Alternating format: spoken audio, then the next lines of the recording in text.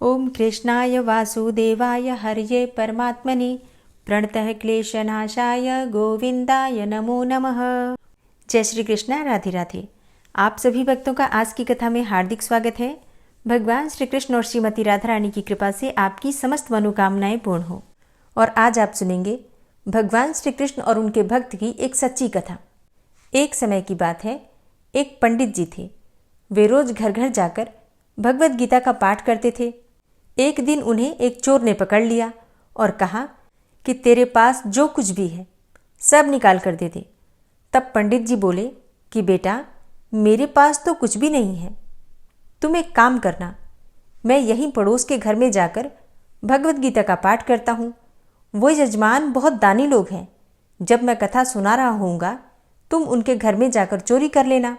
अब चोर को ये बात पसंद आ गई कि बहुत सारा धन मिलेगा। ये सोचकर चोर मान गया। अब जब अगले दिन पंडित जी कथा सुना रहे थे तब वो चोर भी वहां आ गया। तब पंडित जी बोले कि यहाँ से मीलों दूर एक गांव है वृंदावन। वहां पर एक लड़का आता है जिसका नाम है कान्हा।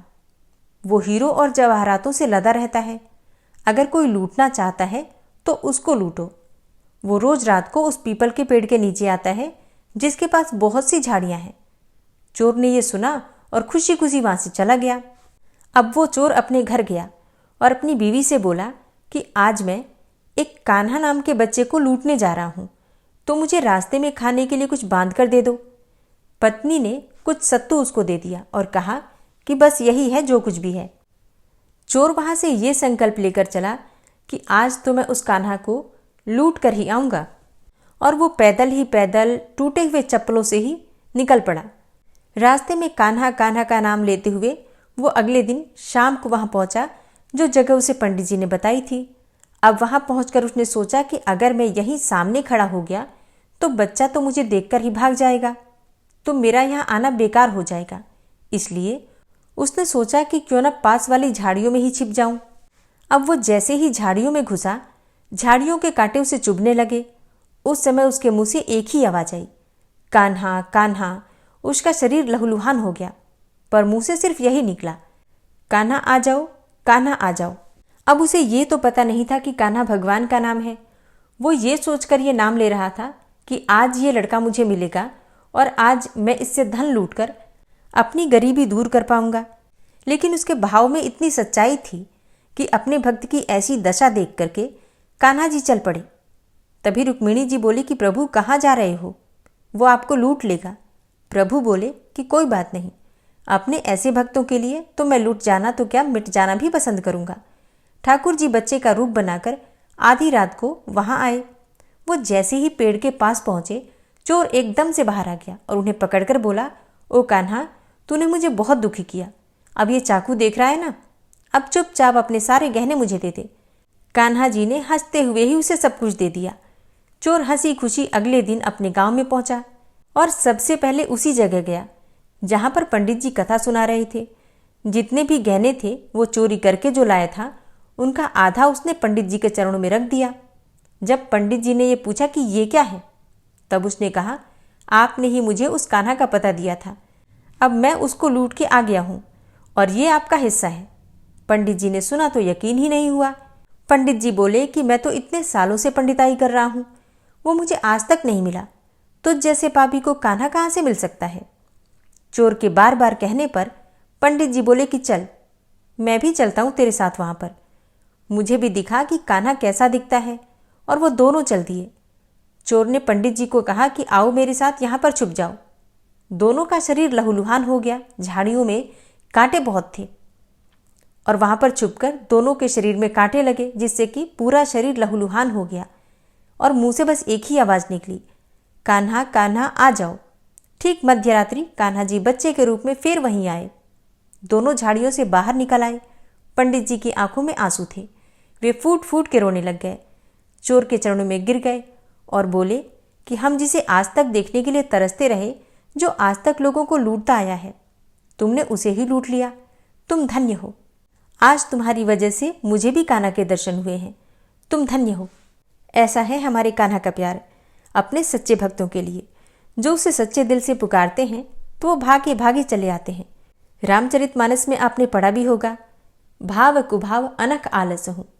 किसी भी विधि से भगवान का नाम लिया जाए, चाहे सच्चे मन से या फिर बिना किसी विचार के, बिना किसी भाव के, अनायास भी, आलस्य में भी अगर ईश्वर का नाम लिया जाता है तो भी ईश्वर प्रसन्न हो जाते हैं। बस हमारा मन सच्चा होना चाहिए। और अब प्रेम से कहिए जय श्री राधे। और अब आप सुनिए आज का महात्म्य। और जिन भक्तों ने इससे पहले के अध्याय नहीं सुने हैं, इस कथा को सुनने के बाद पहले वाले अध्याय भी जरूर सुन लीजिए। और आज प्रदोष का व्रत है। बहुत सारे भक्त हैं जो कि प्रदोष का व्रत धारण करते हैं। तो अगर आप प्रदोष का व्रत करते हैं या नहीं भी करते हैं, आज भगवान भोलेनाथ की पूजा जरूर करनी चाहिए। तो प्रदोष व्रत की कथा और पूजा विधि की वीडियो चैनल पर अपलोड है, आप लोग देख सकते हैं। और मार्गशीर्ष मास की कथा में आज आप सुनेंगे इंद्रदुम्न के द्वारा सहस्त्र अश्वमेघ यज्ञों का अनुष्ठान और ध्यान में भगवान का दर्शन। मुनियों ने जैमिनी ऋषि से पूछा, हे महर्षि, उस क्षेत्र में भगवान नृसिंह के स्थापित हो जाने पर राजा इंद्रदुम्न ने क्या किया? जैमिनी जी बोले, राजा ने सर्वप्रथम इंद्र आदि देवताओं का आवाहन किया।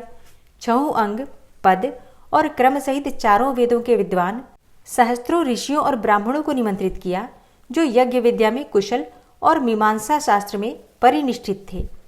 सदाचारी, शुद्ध, कुलीन एवं सत्यवादी वैष्णवों को भी आदरपूर्वक निमंत्रित किया।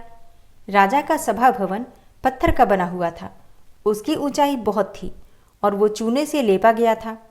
उसका विस्तार 2 कोस का था। उसमें नीचे की भूमि कहीं रत्नों से मढ़ी गई थी तो कहीं सोने से, कहीं स्फटिक मणि से तथा कहीं चांदी से। उस भवन के चारों ओर सुखपूर्वक उतरने के लिए सैकड़ों सीढ़ियां बनी हुई थी। शुभ दिन और शुभ नक्षत्र में सब सभासदों की बैठक बुलाकर राजा ने सबको यथा योग्य आसन दिया। जब सब लोग यथा योग्य स्थान पर सुखपूर्वक बैठ गए, तब राजा ने अपने पुरोहित के साथ उपस्थित होकर देवताओं, ऋषियों तथा राजाओं के बीच में रत्न सिंहासन पर बैठे हुए शचीपति इंद्र का दिव्यमाला, चंदन, वस्त्र और विष्टर अर्थात आसन आदि के द्वारा सबसे पहले पूजन किया। तत्पश्चात वैष्णवों की पूजा की। फिर नारद और पुरोहित सहित उन्होंने इंद्र से कहा, हे देवेश्वर, मैं अश्वमेघ यज्ञ द्वारा यज्ञ पुरुष भगवान विष्णु का पूजन करूंगा। आप इसके लिए मुझे आज्ञा दें और जब तक सहस्त्र यज्ञ पूर्ण न हो जाएं, तब तक देवताओं सहित आप इस सभा भवन में निवास करें। आपने पहले यहाँ जिन शरीरधारी नील माधव का दर्शन किया है, वे बालुका राशि में छिप गए हैं। उनके पुनः प्रकाश में आने पर आप लोगों का भी कल्याण होगा। इसीलिए मेरा सारा प्रयत्न है। राजा के इस प्रकार सूचित करने पर इंद्र आदि देवताओं ने कहा, इंद्रदुम्न, तुम सचमुच महात्मा हो। तुमने इस पृथ्वी पर सत्यव्रत का पालन किया है। हमने पहले से ही तुम्हारे भविष्य कार्यक्रम को जान लिया है। तुम्हारा यह कार्य तीनों लोकों को पवित्र करने वाला है। हम इसमें तुम्हारे सहायक होंगे। तुम भक्तवत्सल भगवान विष्णु का सहस्त्र अश्वमेध यज्ञों के द्वारा सुखपूर्वक पूजन करो। तदनंतर राजा ने यज्ञ के आरंभ के लिए भगवान का पूजन किया। भगवान विष्णु को सभा भवन में इष्ट देव के स्थान पर बिठाकर राजा अपनी पत्नी के साथ निश्चित लग्न की प्रतीक्षा करने लगे। स्वस्ति वाचन हो जाने पर पुण्याह वाचन और आभ्युदयिक श्राद्ध संपन्न किया। फिर उसके बाद सब सामग्री लेकर राजा ने ऋत्विजों का वरण किया। वरण हो जाने पर उन्होंने सपत्नीक राजा को यज्ञ की दीक्षा दी। वेदी का संस्कार करके उस पर प्रज्वलित आहवनीय अग्नि की स्थापना की गई। वह अग्नि साक्षात भगवान विष्णु का तेज है। फिर प्रोक्षण और अभिमंत्रण करके उत्तम लक्षणों वाले अश्व को छोड़ा गया। यज्ञ की दीक्षा लिए हुए राजा मौन होकर मृग चर्म पर बैठे। जब तक महायज्ञ का कार्य चलता रहा, तब तक सब मनुष्यों के लिए वहां 6 प्रकार के अन्न, पान आदि चतुर रसोइयों द्वारा तैयार किए जाते थे। उस यज्ञ में प्रतिदिन लोगों के सम्मान और आदर में वृद्धि होती थी। साथ ही नित्य नए नए भोज्य पदार्थ एक से बढ़कर एक प्रस्तुत किए जाते थे। वहां सर्वत्र प्रयत्न करके लोगों का आदर सम्मान किया जाता और आग्रहपूर्वक भोजन कराया जाता था। वहां किसी को याचना नहीं करनी पड़ती थी। कोई विमुख नहीं लौटता था। महाराज इंद्रदुम्न के महल सब मनुष्यों के लिए अपने घर के समान ही हो गए थे। भगवान विष्णु की प्रसन्नता के लिए किए जाने वाले उस यज्ञ में यज्ञानुष्ठान में कुशल तथा सदाचार विभूषित विद्वान कार्य करते थे। अगन्या ध्यान से लेकर अवभृत प्रचार तक सब कार्य क्रमशः और विधि के अनुसार ही संपन्न हुए। कोई भी मंत्र कभी स्वर और वर्ण से हीन नहीं होने पाया। विधि के विधायक महर्षि ही वहां यज्ञ कर्म के अधिष्ठाता थे, अतः कर्म में कहीं कोई त्रुटि नहीं होने पाती थी। वहां सप्तर्षि याज्ञवल्क आदि मुनि, जो गुण दोष का विभाग करने वाले हैं, यज्ञ के दिव्य सदस्य, यज्ञ के साक्षी और यज्ञ कर्म कराने वाले थे। उन्हीं का ऋत्विजों के रूप में वर्ण कराया गया था। यज्ञ में सम्मिलित हुए मुनि लोग परस्पर कथा वार्ता के प्रसंग में वैदिक वाको वाक्य, सूक्त तथा गुह्य उपनिषद की चर्चा करते थे। सब पापों का नाश करने वाले भगवत चरित्रों की कथा वहां सभा में हुआ करती थी। राजा इंद्रद्युम्न के यज्ञ में सब देवता प्रत्यक्ष होकर हविष्य ग्रहण करते थे। वह यज्ञ तीनों लोकों को प्रसन्न करने वाला था। इस प्रकार क्रमशः विधि पूर्वक चलने वाला वह अश्वमेघ यज्ञ 999 की संख्या तक पहुंच गया। जब अंतिम यज्ञ होने लगा तब राजा इंद्रद्युम्न प्रतिदिन दिव्यावस्था को प्राप्त होने लगे। सुत्या अर्थात सोमरस निकालने के दिन से 7 दिन के बाद जो रात्रि आई, उसके चौथे पहर में राजा इंद्रद्युम्न ने अविनाशी भगवान विष्णु का ध्यान किया।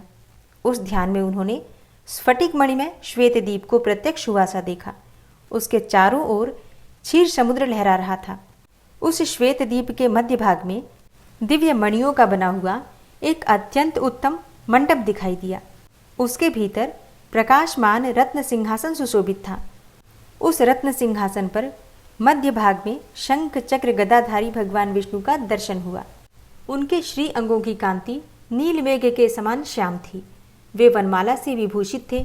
उनके दाहिने भाग में हिमालय के समान गौर तथा कोटि चंद्रमाओं के समान कांतिमान धरणीधर अनंत विराजमान थे, जो फण रूपी मुकुट का विस्तार करके सुंदर छत्र के आकार में परिणत हो गए थे। उनका स्वरूप बड़ा ही मनोहर था। उनके कानों में 2 रत्नमय कुंडल झिलमिला रहे थे। शरीर पर सुंदर नील वस्त्र शोभा पा रहे थे। भगवान के वाम भाग में शुभ लक्षणों से संपन्न भगवती लक्ष्मी विराजमान थी। उनके हाथों में वर और अभय की मुद्रा तथा कमल सुशोभित थे। उनके शरीर की कांति कुमकुम के समान थी और नेत्र बड़े सुंदर थे।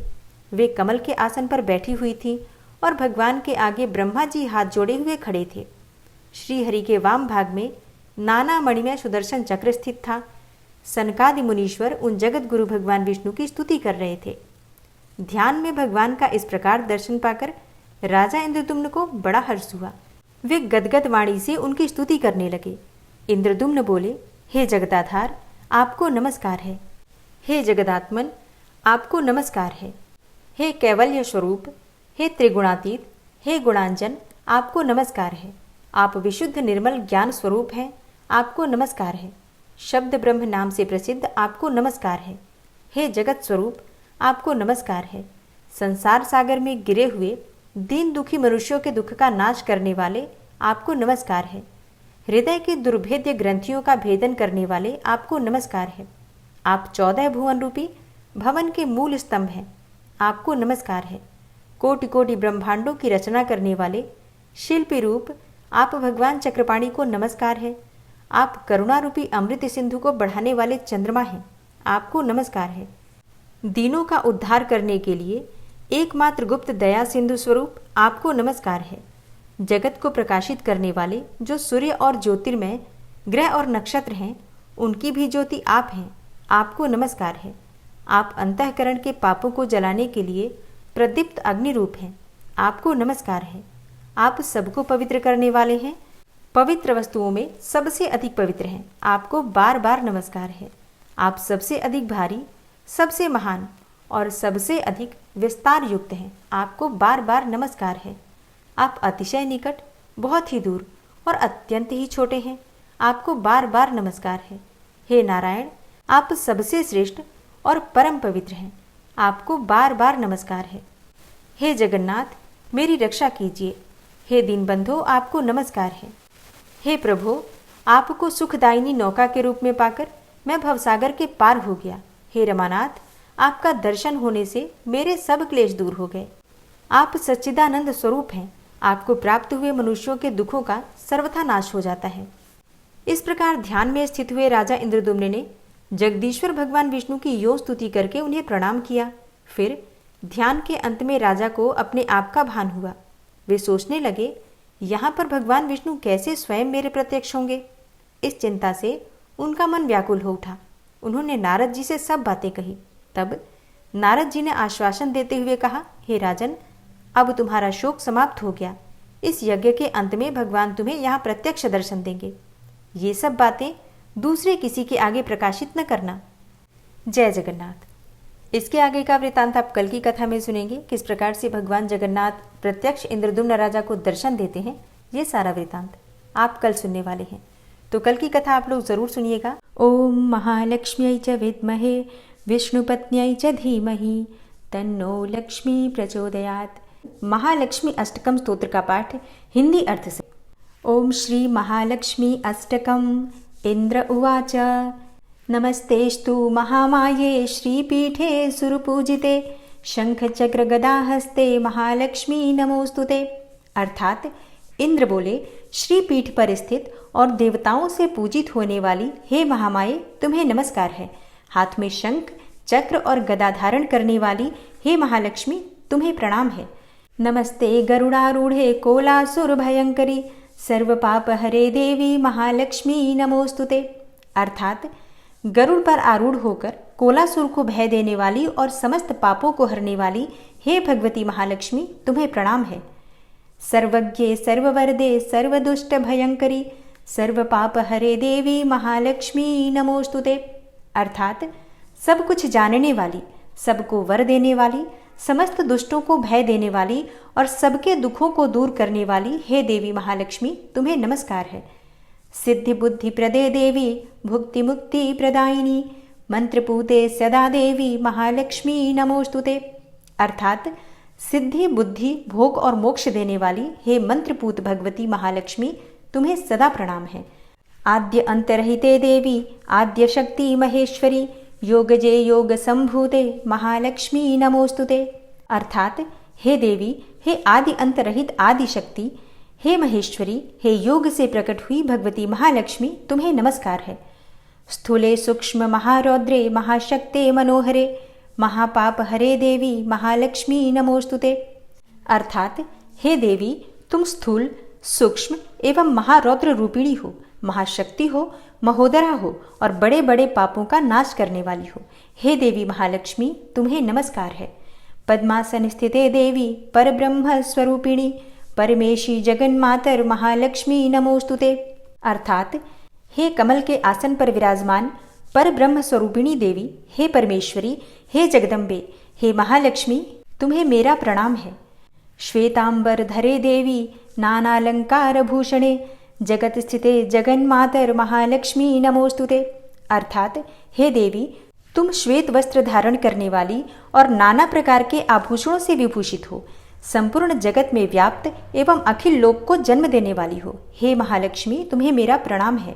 महालक्ष्म्याष्टकम स्तोत्रम यह पठेत भक्तिमान नरः सर्वसिद्धिमवाप्नोति राज्यम प्राप्नोति सर्वदा। अर्थात जो मनुष्य भक्ति युक्त होकर इस महालक्ष्म्याष्टक स्तोत्र का सदा पाठ करता है, वह सारी सिद्धियों और राज्य वैभव को प्राप्त करता है। एक कालम पठे नित्यम महापाप विनाशनम द्विकालम च पठे नित्यम धन धान्य समन्वितः।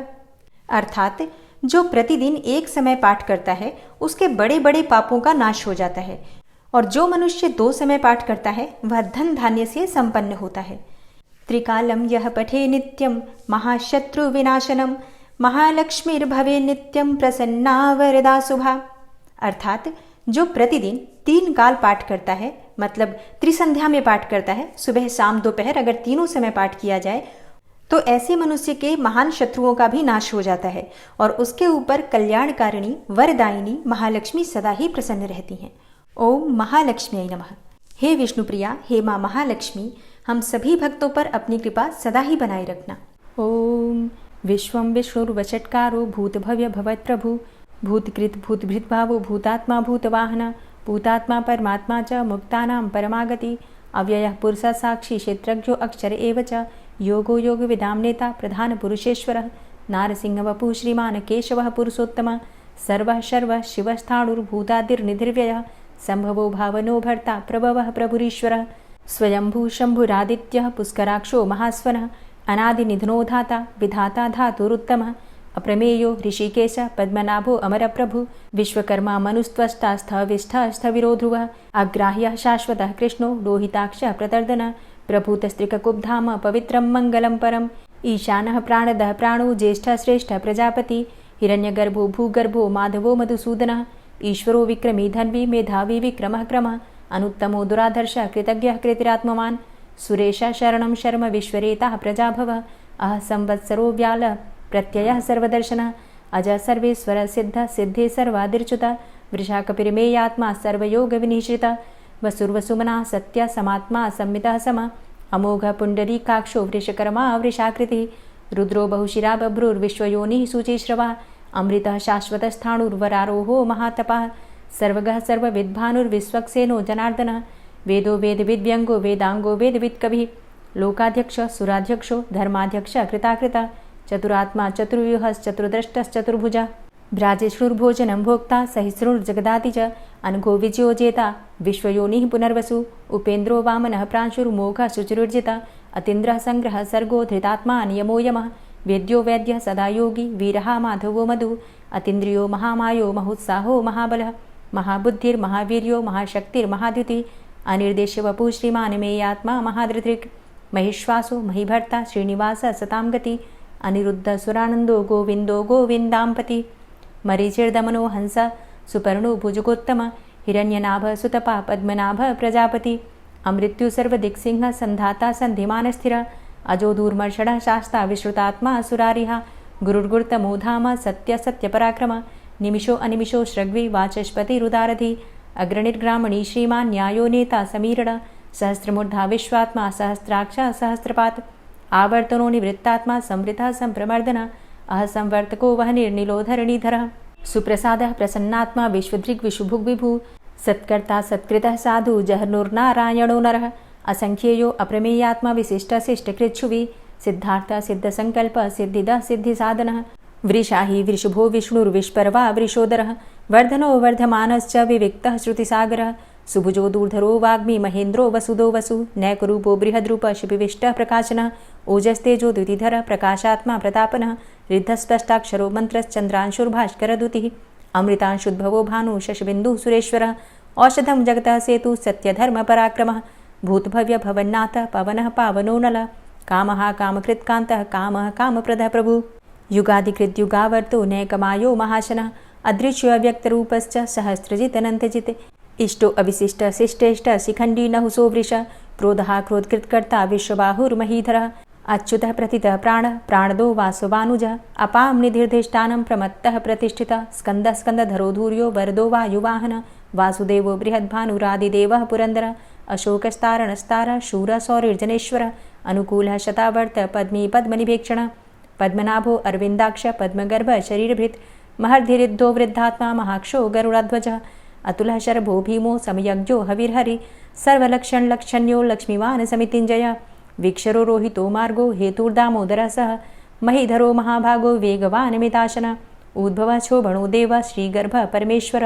कर्णं कारणं कर्ता विकर्ता गहनो गुह व्यवसायो व्यवस्थान संस्थान स्थानदो ध्रुव परर्थी परमस्पस्तुष्ट पुष्ट सुभेक्षणः रामो विरामो विरजो मार्गो नेयो नयोनयः वीर शक्तिमतां श्रेष्ठो धर्मो धर्मविदुत्तमः वैकुण्ठः पुरुषः प्राणः प्राणदः प्रणवः पृथु हिरण्यगर्भः शत्रुघ्नो व्याप्तो वायुरुधोक्षजः ऋतुः सुदर्शनः कालः परमेष्ठी परिग्रहः उग्रः संवत्सरो दक्षो विश्रामो विश्वदक्षिणः विस्तारः स्थावरस्थाणु प्रमाणं बीजमव्ययम् अर्थो अनर्थो महाकोशो महाभोगो महाधनः अनिर्विण्णः स्थविष्टोऽभू धर्मयुपो महामख नक्षत्रनेमिर्नक्षत्री क्षमा चामः समीहनः यज्ञ इज्यो महिज्यश्च क्रतुसत्रं सतां गतिः सर्वदर्शी विमुक्तात्मा सर्वज्ञो ज्ञानमुत्तमं सुव्रतः सुमुखः सुष्मा सुघोषः सुखदः सुहृतः मनोहरो जित्क्रोधो वीरबाहुर्विदारणः स्वापनः स्ववसो व्यापी नैकात्मा नैककर्मकृत् वत्सरो वत्सलो वत्सी रत्नगर्भो धनेश्वरः धर्मगुप्त धर्मकृद्धर्मी सदसक्षरमक्षरम् अविज्ञाता सहस्रांशुर्विधाता कृतलक्षणः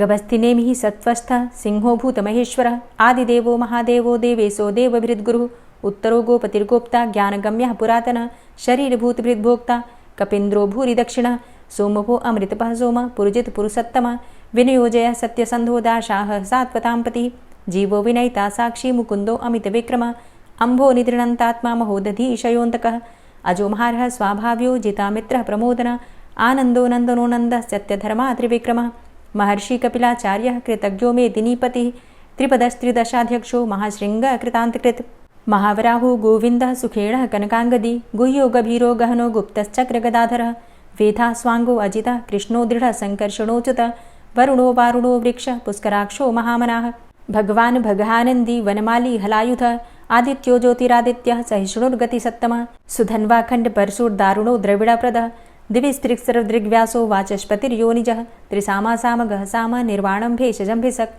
संन्यासकृच्छमः शान्तो निष्ठा शान्तिः परायणं शुभाङ्गः शान्तिदस्रष्टा कुमुदः कुवलेशय गोहितो गोपतिर्गोप्ता वृषभाक्षो वृषप्रियः अनिवर्ति निवृतात्मा संक्षेप्ता चेमकृच्छिवः श्रीवत्सवक्षा श्रीवास श्रीपति श्रीमताम्बरः श्रीद श्रीश श्रीनिवास श्रीनिधि श्रीविभावन श्रीधर श्रीकर श्रेय श्रीमान् लोकत्रयाश्रयः स्वक्ष स्वङ्ग शतानन्दो नन्दिर्ज्योतिर्गणेश्वरः विजितात्मा विधेयात्मा सत्कीर्तिश्छिन्न संशयः उदीर्णः सर्वतक्षसुर्निशः शाश्वतः स्थिरः भूषयो भूषणो भूतिर्विशोकः शोकनाशनः अर्चिष्मानर्चितः कुम्भो विशुद्धात्मा विशोधनः अनिरुद्धो अप्रतिरथ प्रद्युम्नो अमितविक्रमः कालिनेमि निहावीर शौरी सूर्जनेश्वरः त्रिलोकात्मा त्रिलोकेशः केशवः केशिहारी कामदेवः कामपालः कामीकान्तः कृतागमः अनिर्देशवपुर्विष्णोर्वीरो अनन्तो धनञ्जयः ब्रह्मण्यो ब्रह्मकृद्ब्रह्मा ब्रह्म ब्रह्म विवर्धन ब्रह्मविद् ब्राह्मणे ब्रह्मी ब्रह्मज्ञो ब्राह्मणप्रियः महाक्रमो महाकर्मा महातेजा महोरगः महाक्रतुर्महायज्वा महायज्ञो महाहवि स्तव्यस्तव प्रियस्तोत्रं स्तुतिस्तोतारणप्रियः पूर्णः पुरयिता पुण्यः पुण्यकीर्तिर्नामयः मनोजवस्तीर्थकरो वसुरेता वसुप्रदः वसुप्रदो वासुदेव वसुर्वसुमनाहवि सद्गतिः सत्कीर्तिः सत्ता सद्भूतिः सत्परायणः शूरसेनो यदुश्रेष्ठः सन्निवासः सुयामुनः भूतावासो वासुदेवः सर्वासु निलयोऽनलः दर्पः दर्पदो दृप्तो दूर्धरोऽथा पराजितः विश्वमूर्तिर्महामूर्तिर्दीप्तमूर्तिर्मूर्तिमान् अनेकमूर्तिरव्यक्तः शतमूर्तिः शताननः एको नैकः सवः किं यत्तत्पदमनुत्तमं लोकबन्धुर्लोकनाथो माधवो भक्तवत्सलः सुवर्णवर्णो हेमाङ्गो वराङ्गश्चन्दनाङ्गदी वीरः विषमः शून्यो घृताशीरचलश्चलः अमानीमानदोमान्यो लोकस्वामी त्रिलोकदृक् सुमेधा मेधजो धन्यः सत्यमेधा धराधरः तेजोवृषः द्वितिधरः सर्वशस्त्रभृताम्बरः प्रग्रहो निग्रहो व्यग्रो नैकशृङ्गो गदाग्रजः चतुर्मूर्तिश्चतुर्बाहुश्चतुर्व्यूहश्चतुर्गति चतुरात्मा चतुर्भावश्चतुर्वेदविदेकपात् समावर्तो अनिवृतात्मा दुर्जयो दुरतिक्रमः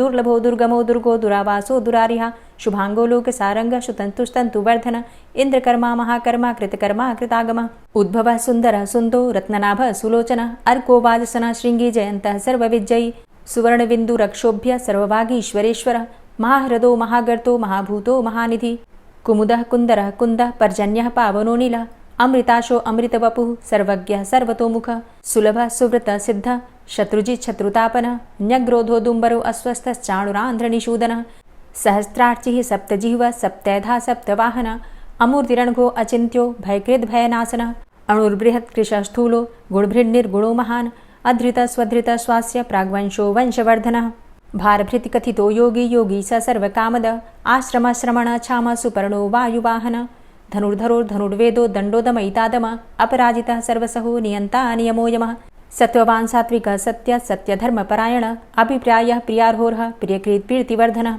विहाय सगतिर्ज्योति सुरुचिर्हुद्भुग्विभु रविर्विलोचनः सूर्य सविता रविलोचनः अनन्तो हुद्भुग्भोक्ता सुखदो नैकजोग्रज अनिर्विण्ण सदामर्षि लोकाधिष्ठानमद्भुतः सनात सनातन्तमः कपिलः कपिरप्यय स्वस्तिदा स्वस्तिकृत् स्वस्ति स्वस्तिभुक् स्वस्ति दक्षिण रौद्रः कुण्डली चक्रे विक्रमयुर्जितशासन शब्दातिगः शब्दशः शिशिरः शर्वरीकर अक्रूरः पेशलो दक्षो दक्षिणः क्षमिणाम्बर विद्वतमो वितभय पुण्यश्रवणकीर्तन उत्तारणो दुष्कृतिः पुण्यो दुःस्वप्ननाशन वीरः रक्षणः सन्तो जीवनः पर्यवस्थितः अनन्तरूपो अनन्तसृर्जितमन्युर्भयापः चतुरश्रो गभीरात्मा विदिशो व्यादिशो दिश अनादिर्भूर्भुवो लक्ष्मीः सुवीरो रुचिराङ्गद जननो जन्मादिर्भीमो भीमपराक्रम आधारनीलयोधाता पुष्पहासः प्रजागर ऊर्ध्वगः सत्पथाचार प्राणदः प्रणमपण प्रमाणं प्राणनीलयः प्राणभृत् प्राणजीवनः तत्त्वं तत्त्वविदेकात्मा जन्म मृत्यु जरातिगः भूर्भुवः स्वस्तरुस्तार सविता प्रपितामह यज्ञो यज्ञपतिर्यज्वा यज्ञाङ्गो यज्ञवाहन यज्ञभृद्यज्ञकृद्यज्ञ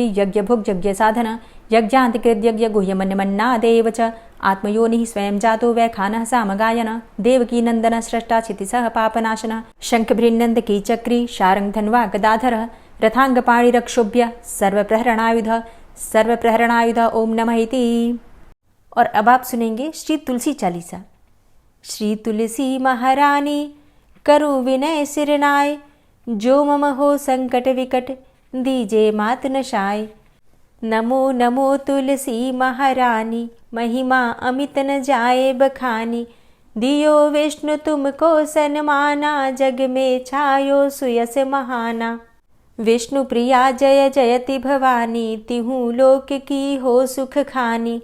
भगवत पूजा करे जो कोई, बिना तुम्हारे सफल न होई। जिन घर तव नहीं होय निवासा, उस घर कर ही विष्णु नहीं बासा। करें सदा जो तव नित सुमिरन, तेहि के काज होय सब पूरन। कार्तिक मास महात्म तुम्हारा, ताको जानत सब संसारा। तव पूजन जो करे कुंवारी, पावे सुंदर वर सुकुमारी। करे जो पूजा नित प्रति नारी, सुख संपत्ति से होय सुखारी। वृद्धा नारी करे जो पूजन, मिले भक्ति होवे पुलकित मन। श्रद्धा से पूजे जो कोई, भवनिधि से तर जावे सोई। कथा भागवत यज्ञ करावे, तुम बिन नहीं सफलता पावे।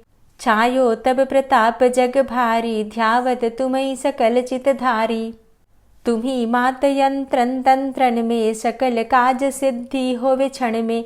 औषधि रूप आप हो माता, सब जग में तव यश विख्याता। देव ऋषि मुनि और तपधारी, करत सदा तव जय जयकारी। वेद पुराणन तव यश गाया, महिमा अगम पार नहीं पाया। नमो नमो जय जय सुख कारणि, नमो नमो जय दुख निवारणी। नमो नमो सुख संपत्ति देनी, नमो नमो अघ काटन चेनी। नमो नमो भक्तन दुख हरणी, नमो नमो दुष्टन मद छेनी। नमो नमो भव पार उतारणी, नमो नमो परलोक सुधारणी। नमो नमो निज भक्त उबारणी, नमो नमो जन काज सवारणी।